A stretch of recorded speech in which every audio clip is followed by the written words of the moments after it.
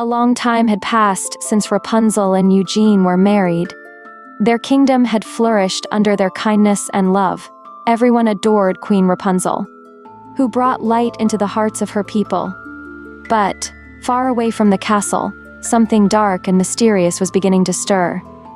One sunny morning, Rapunzel and Eugene walked through the royal gardens, their hands gently intertwined. The air was warm, the flowers bright. But then, Rapunzel's gaze fell on something strange. She stopped, her breath caught. "Eugene, look at these flowers," she whispered, her voice filled with unease.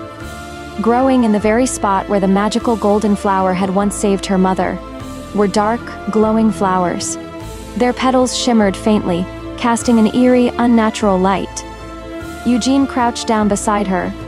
"They just appeared out of nowhere," he said, scratching his head. "No one knows how they got here. But this is the exact spot where the golden flower used to grow." Rapunzel's heart sank. These flowers. They were tied to her. Somehow they were connected to her past. But the feeling they gave her wasn't one of warmth or healing. It was cold, dark, wrong. That night, Rapunzel was restless. She tossed and turned in her sleep. And then, a dream came. In the dream, her hair was back, long, flowing, but not golden. No, it was black as the night, shimmering with a strange, dangerous power. She touched the dark flowers, and instantly, everything around her began to wither. Decay. Rapunzel jolted awake, gasping for breath. Her heart pounded in her chest as she sat up in bed, her hands trembling. The next morning, she and Eugene went back to the garden, searching for answers. And then, buried in the soil, they found an old, dusty book. "It looks like it belonged to your mother," Eugene said, handing it to her. Rapunzel carefully opened the fragile pages. Her mother had written about 2 magical flowers, one golden like the sun, that gave life and healing, and one dark like the moon, that took life, spreading shadows wherever it bloomed. Rapunzel's hands shook as she closed the book. "These dark flowers, they're from the moonflower," she whispered, her voice trembling. "And now, its power is waking up inside me." That night, Rapunzel's worst fears came true. She stood before the mirror, brushing her hair, when she saw it. Tiny black strands woven through her golden locks. "What's happening to me?" she whispered to herself, her voice filled with fear. The dreams came more frequently after that, each one darker, each one more terrifying. And then, one night, she heard a voice. It was smooth, familiar, cold.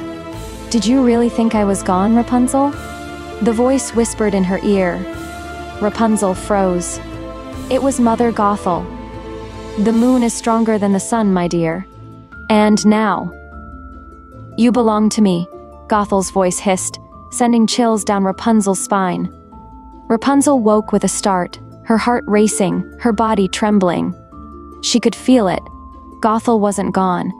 She was tied to the moonflower, tied to Rapunzel's growing power. The next morning, Rapunzel confided in Eugene, her voice barely above a whisper. "Gothel, she's back." Eugene's eyes widened in shock. "What? How?" "She's in my dreams, Eugene. I feel her, trying to take control of me." Rapunzel's voice cracked, filled with fear. "She's tied to the moonflower's magic. And now, so am I." Eugene grabbed her hands, squeezing them tightly. "We'll stop her, Rapunzel. You're not in this alone." As the days passed, Rapunzel's hair grew darker and darker. The vibrant, healing power that had once flowed through her golden locks was now replaced by something dangerous, something deadly. Wherever her fingers touched, flowers wilted, plants shriveled, life faded. The people in the kingdom began to notice. They whispered among themselves, fear creeping into their hearts.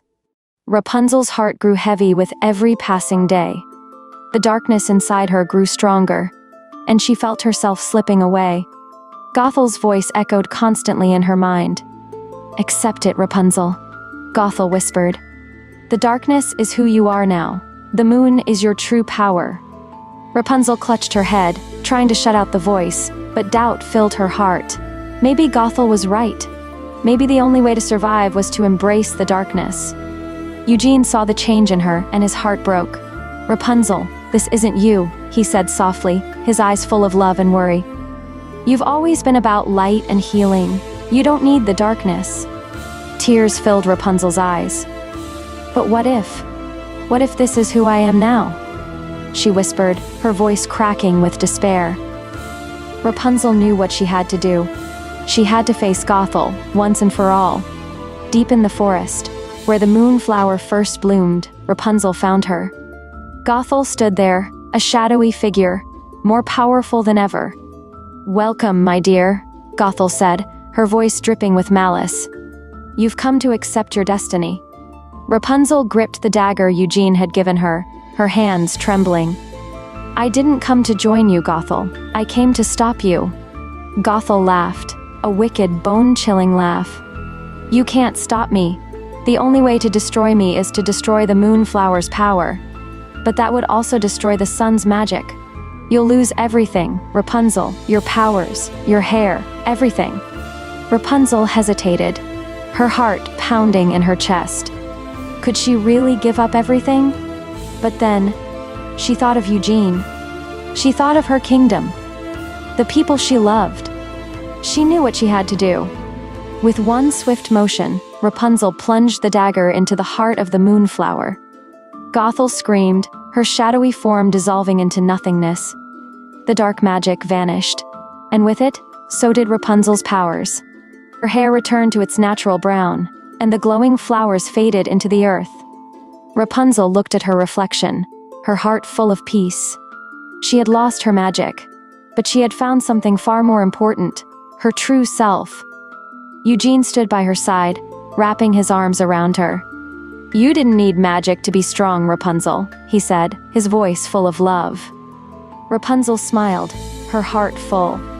"The greatest adventure wasn't about magic," she whispered. "It was about finding myself." And so Rapunzel returned to her kingdom, not as the magical princess, but as a queen whose true power came from within.